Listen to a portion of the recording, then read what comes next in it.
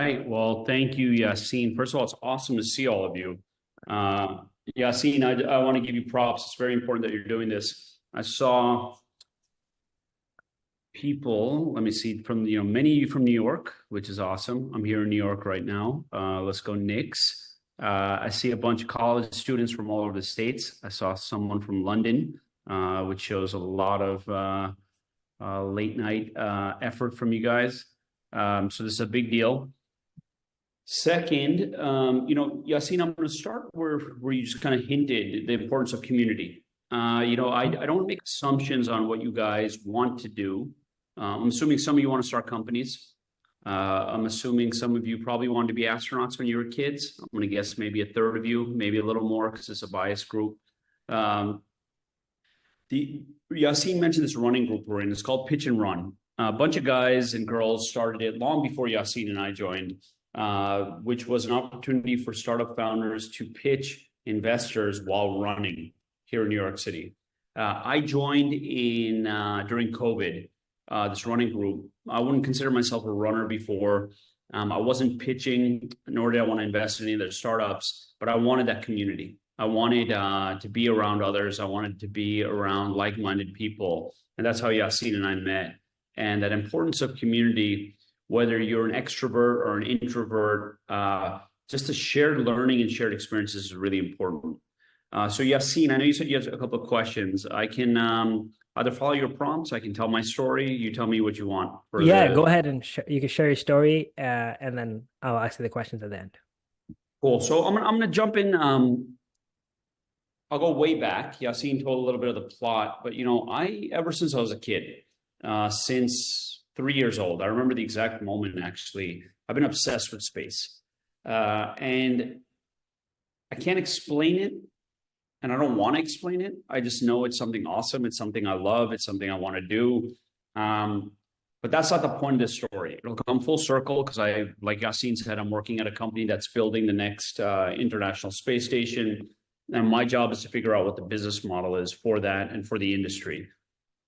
But the reason I'm here is not because I wanted to go to space when I was a kid. Another guy we run with, his name is Wilson. He's my coach, which maybe we'll talk about coaching a little bit. My business coach. When I told him when I was thinking about joining this company, I was like, look, I've dreamt about space since I was a kid. And he's like, look, I wanted to be Batman when I was a kid. That doesn't mean that, at 45 years old, you go chase that dream. So the story I'm going to tell actually is not about space at all. Like Yassine said, I studied computer science at Columbia. I almost kind of fell into it. It was the one degree at Columbia Engineering School that didn't require 2 semesters of chemistry. And I literally could not pass the second semester of chemistry. So I didn't really have much choice. I wouldn't say I love computers. I was good at it. I got good grades at it. But it was almost by default. And I learned in that time that my interest was in entertainment. It was the dawn of like streaming video.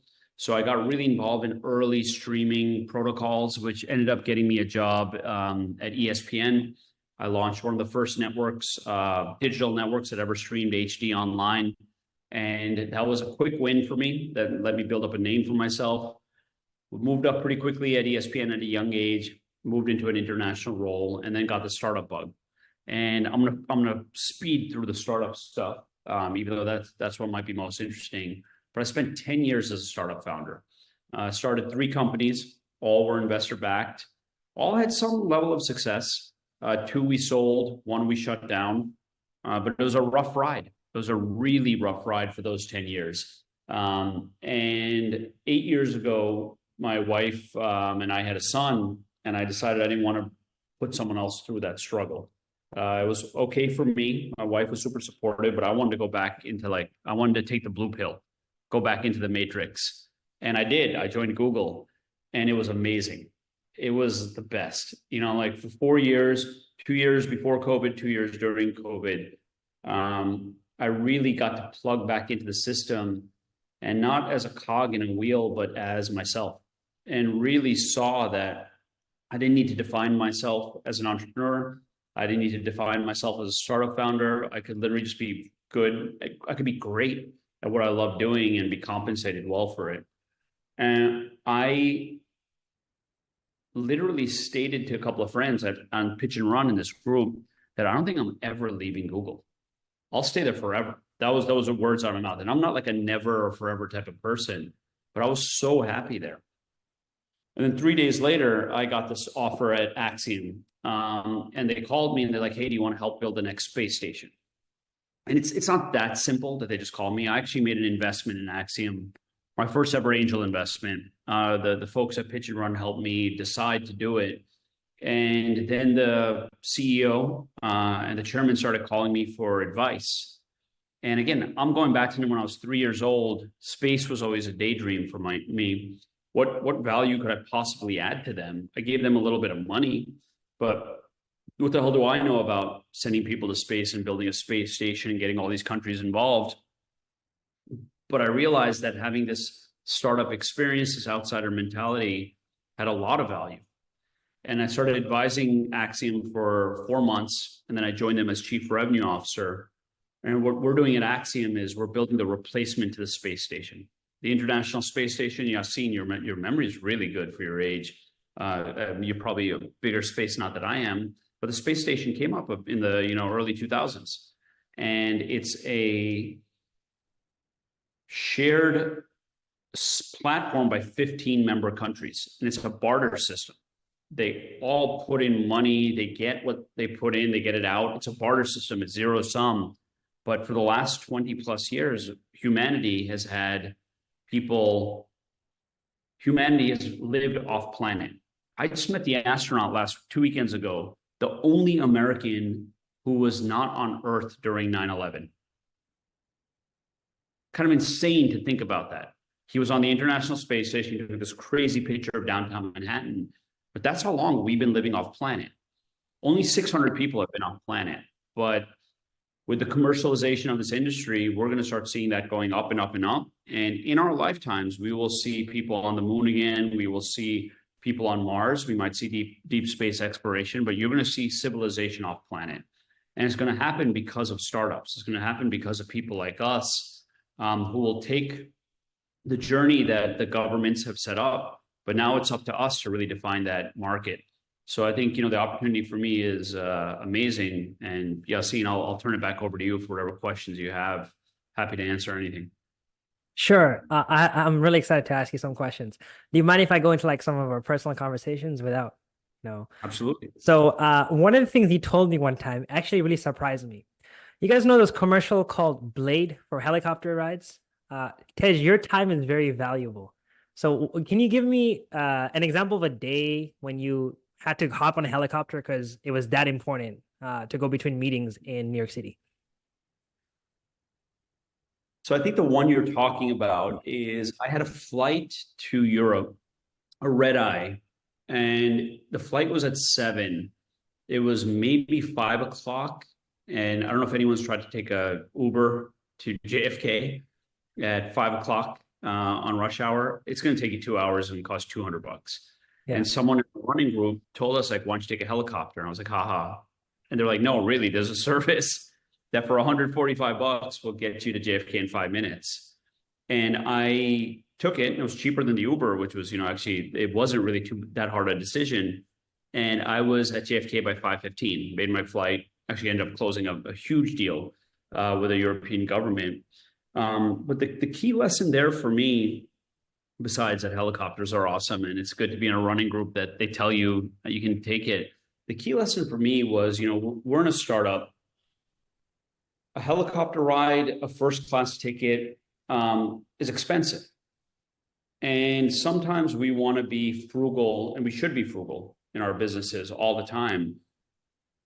But the value of our time and the value of our performance is so important. And we sometimes underestimate the stress we take on to save a buck here or there and miss out on the point that we as executives, as startup founders, as individuals, we're performance athletes in this game. And I'm not saying you should go spend like crazy. I'm not saying go buy champagne bottles. I'm actually saying the opposite. I'm saying value your time, know where to invest, and know when you need to be at peak performance. And you're not always going to have the luxury of having a full night's sleep. You're not always going to have the luxury of, being fully healthy, but it doesn't matter. You need to perform. So when you're going in and going for one of these deals, if that helicopter ride is going to save you the stress of sitting on the LIE and worry that you're going to miss the flight, that's way more important. So that was the big lesson. I don't know if that's what you were talking about, Yassine, but that was the time that I took the helicopter the first time. Yeah, okay, that's incredible. Just kind of transition. You talked about big deals, right? You talked about that European deal that was closed. I mean, every month that you're working on something huge, and some of these things, like the scale of it, I think like not many people get to even hear about such things, right? One, in terms of the amount of financial, like you're closing $100 million contracts, and then also the people that are signing them are not other companies but nationalities, right? And so do you want to like just tell me about imposter syndrome? Like you're a startup guy, you like did you ever feel like you're out of place? How do you deal with that yourself? And also like you don't just go in there and close it, you close it like a boss and you get it done, right? So maybe yeah. So let's focus on imposter syndrome, Yeah. and I'll tell you why I close those deals and why I close them like a boss. And it does stem from imposter syndrome. But what I can tell you is I don't want to blanketly say I don't have it in this job. We all have it. And I think the biggest lesson is just accepting that we have it. And we are who we are, and we're good at what we do. We get better at what we practice at.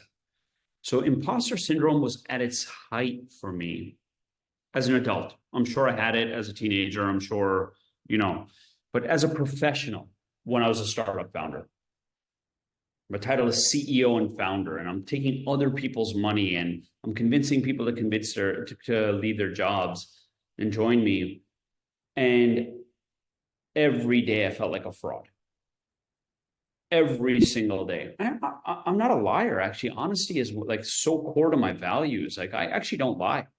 I lied once in my life and I got caught badly by my dad, and he let me lie for a couple of hours just to teach me a lesson.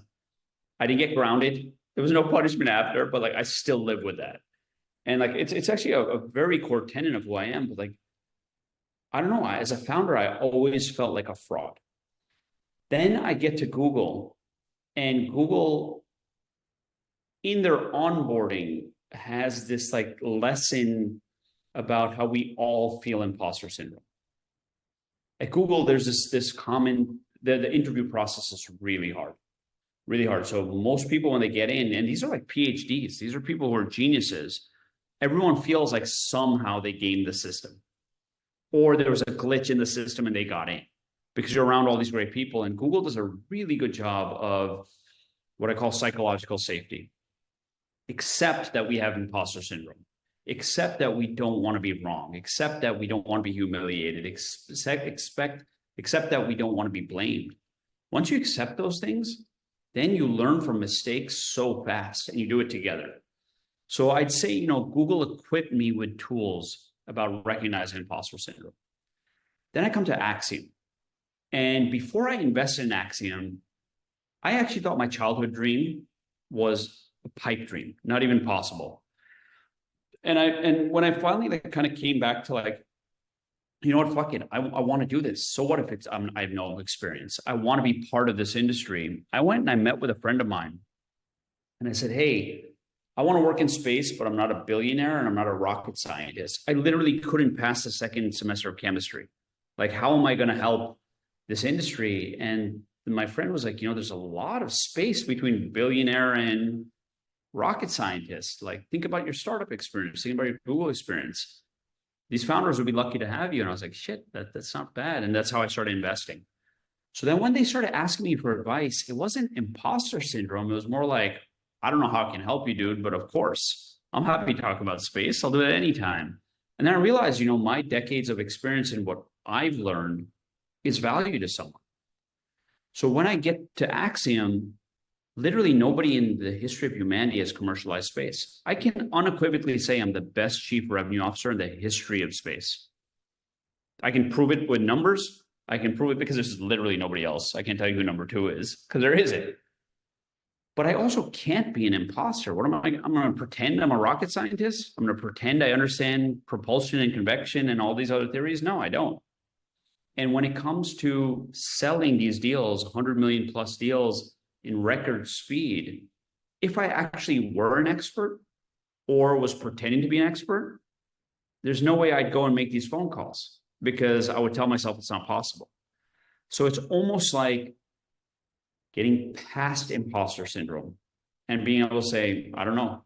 Literally, my fundamental thesis is I don't know, but I'm going to figure it out. You go from imposter syndrome to a growth mindset in a heartbeat. And literally anything is possible. Yeah. Doesn't mean you're going to succeed at everything, but you're going to try. Yeah, I definitely agree, Tej. These are great answers, and I'm sure that folks here in the chat might have some questions. So, guys, if you have some questions for Tej, please drop in the chat. I'll take like two and answer them. But Tej, I actually want to bring on like our other speaker, who is currently a product lead at Google, Miriam Bukhari, and I'll give her a much bigger introduction a bit later. But Miriam, do you have a question for Tej you'd like to ask? I do. Hopefully I'm not having connection issues. Sage, I think your explanation and like what you shared about your time at Google definitely resonates. I mean, I'm there now. I've been there for a few years, and I think it actually just it's hard to kind of explain to people who haven't experienced it themselves, just sort of how the time there and like the people that you get to know and the opportunities that you get, they really do help you both like identify and build the skills needed to sort of navigate, what one might call imposter syndrome. So really appreciate that. I was wondering, since you're in this domain now, in this industry now, that is just it's not very common, right? Like not many people are actually going to build their career working towards the same mission. I was wondering if you have any advice or what you did for yourself when you were making this sort of like industry transition. And it doesn't have to be unique to what you're doing now, but maybe even earlier in your career. I think one of the things that I'm seeing for myself now is I've actually worked in many different domains. I love that. I want to continue that. But sometimes pulling together a cohesive story about that, and I think this might also resonate with some of the folks who are earlier in their career, becomes a little bit harder to do. I was wondering, how have you experienced that? And if you have, how have you kind of built that cohesive narrative for yourself as you think about like your next steps or the next stretch of your career? Yeah, very great questions. So I'm going to start with two. I'm going to go reverse. So this cohesive narrative, I think it's a bit of bullshit unless you're like I saw LeBron James of space. Unless you're literally LeBron James, Kobe Bryant, Michael Jordan, Jalen Brunson for the Knicks fans. That's your narrative, right? You've been playing since you're 5 years old. You're practicing all the time. Kobe Bryant did like 4 practices when all NBA players did 2. Sure, that's your narrative. That's not the rest of us. Now, that doesn't mean we're not champions. But if I tell you my story, which seems like, hey, I was a 3-year-old kid who loved space and now I'm doing all this. I told you I failed chemistry, right? And then I ended up studying computer science, ended up working at ESPN. My first startup was in photo sharing. Second one was video chatting. Third was educational technology. Then I was an entrepreneur resident at Citi Ventures, startup ecosystem manager at Google. Then I worked for the team that was doing strategic narrative for pandemic response at Google. And now I'm chief revenue officer of a space company. There's no way you could plan that. But in hindsight, I couldn't do what I'm doing if it weren't for those previous things. So remember, the narrative is actually working backwards. And there's no way you could know now what 10 years from now, what backwards is going to look like. You can plan for it, but you shouldn't be tied to any one path. And what I realize is my sport and what I'm great at is I excel in a sport where you succeed when the dots connect in hindsight. So you really don't know if you've won the game till the end of the game. So what do you do? What your best shot is create dots and clusters of dots that will connect in hindsight. And as you get older and your time runs out or is running out, you really need to be calculated on where you invest your time and energy. It's evening right now. I could be with my son. I could be with my family.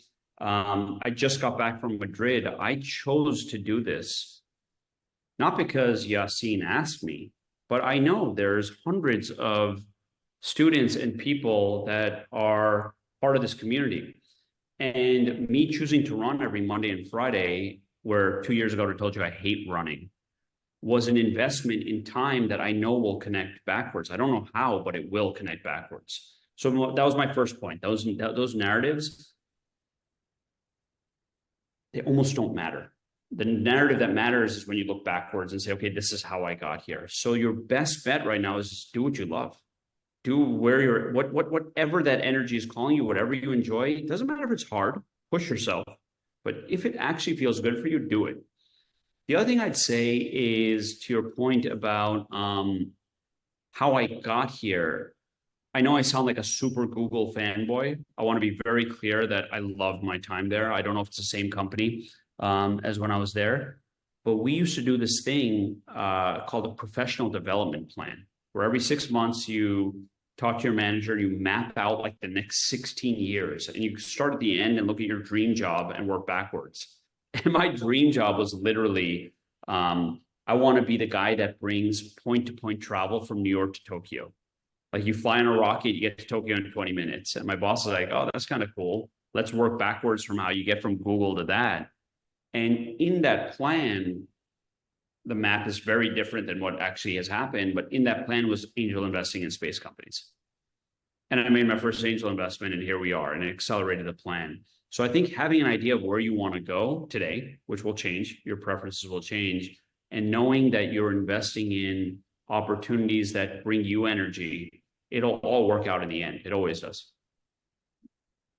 Tej, thank you so much for that. That sounded very, very authentic. Yeah. Thanks for sharing that. And Miriam, also, it was a great question, like Tej said. Tej, I appreciate you taking the time out. I know there are some questions, but I can just ask them to you on the run. I don't want to take any more of your time. I just want to say one last thing from what Miriam had said. The question that you answered was like the importance of a plan, essentially. Like, I didn't know this. Like, what you just told me, like, it all makes sense now, because I would run, and in conversations, either you're saying or someone else is saying it, as like, oh, someday we can go from New York City to Tokyo in like 15 minutes if we have like a rocket that does it, right? I know that was brought up 15, 30 an hour, whatever. But like, I never knew this was part of your 16-year plan, and you're actually executing on that, right? So like, if not now, then in the future. So it's really cool to hear this. It's really cool to see this. Where can folks follow you? Twitter, LinkedIn? Yeah, you can follow me on Twitter and LinkedIn. I'm a little less active than I used to be. I do have a blog on Medium. Yes. I'm writing a little less than I used to. I find that I write when I'm inspired to write, but you'll learn a little bit on my blog about my thesis on ecosystem management, how you create these dots that connect later, a little bit on strategic narrative, a little bit just on mental health and well-being and trying to be yourself. Absolutely. Well, guys, can we do a send-off for Tej? Can we write, can we have some praise for Tej here? Like, just some, what do you guys think about the talk? You can go into detail. I know we usually just say thank you so much, but please share some praise. Thank you, Yassine. Thank you, everyone. This is making me smile. I don't naturally smile, so I love smiling. I just don't naturally smile. And Miriam, thank you for the questions. I'm excited to hear your talk as well. Yeah.